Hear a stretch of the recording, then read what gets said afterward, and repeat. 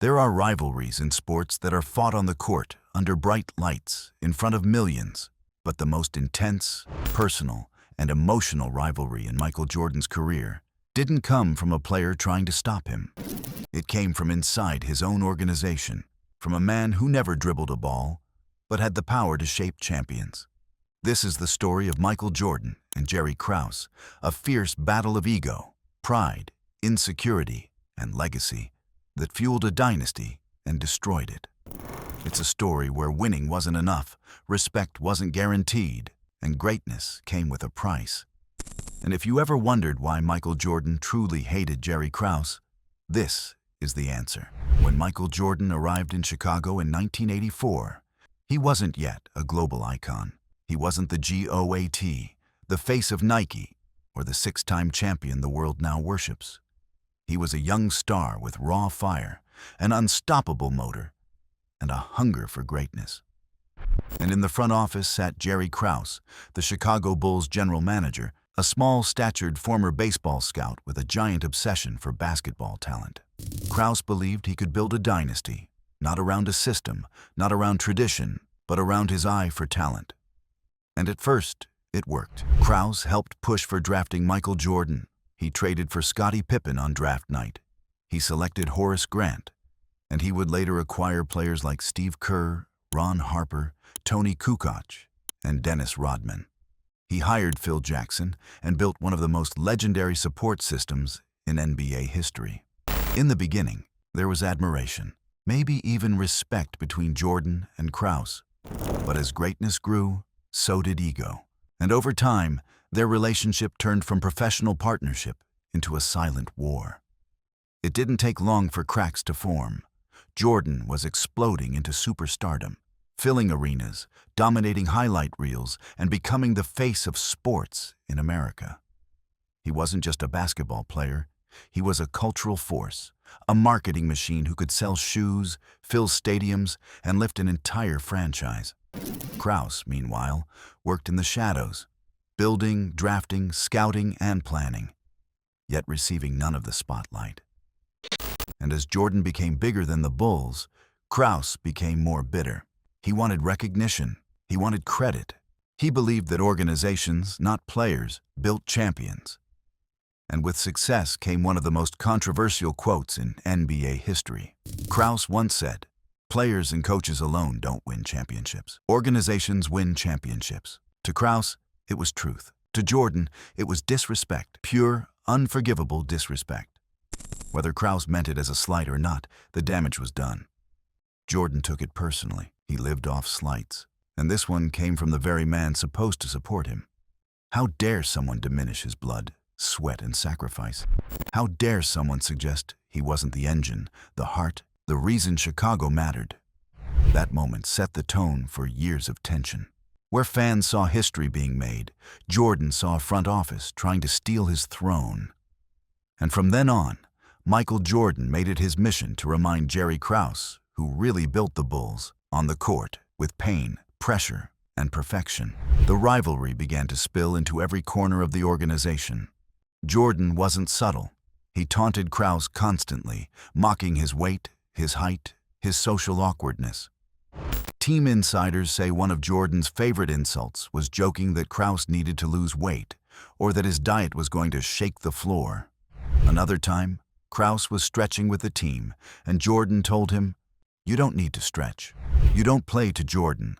This was dominance, competition, psychological warfare. To Krause, it was humiliation. And humiliation from the most powerful man in the building breeds resentment.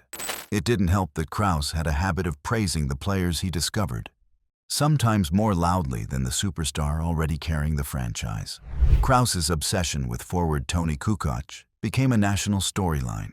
Krause believed Kukoc was the future, a European star with size and passing ability. But to Jordan and Scottie Pippen, it wasn't admiration, it was threat.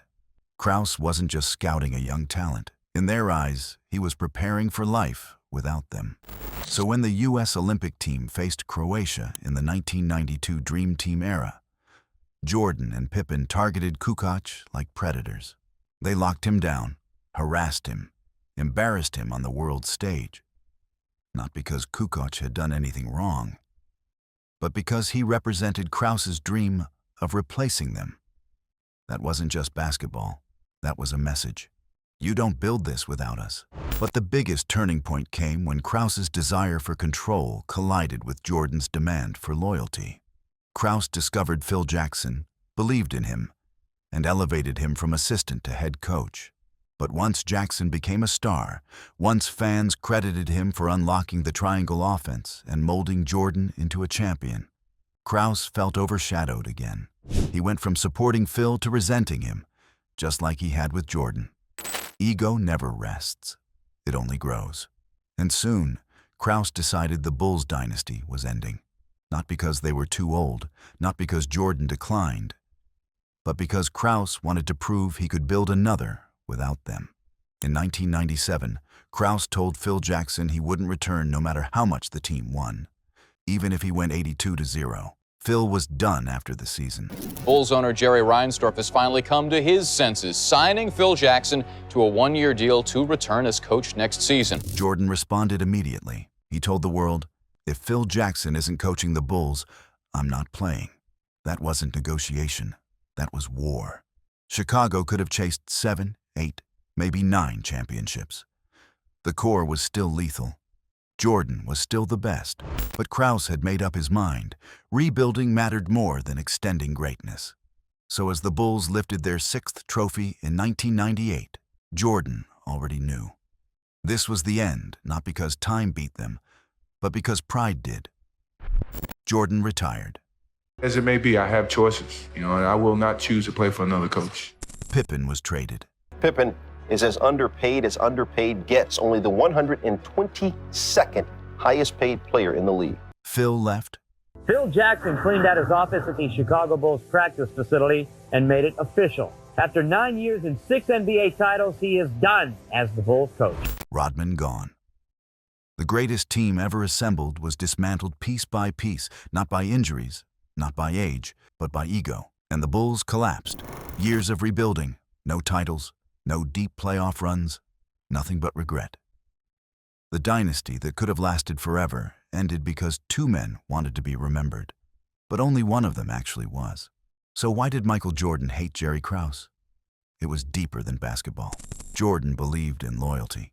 He believed in sacrifice. He believed if you give everything, you should be respected for it. Krause believed in system over superstardom, front office over players, future over present. It wasn't just a power struggle. It was 2 philosophies colliding.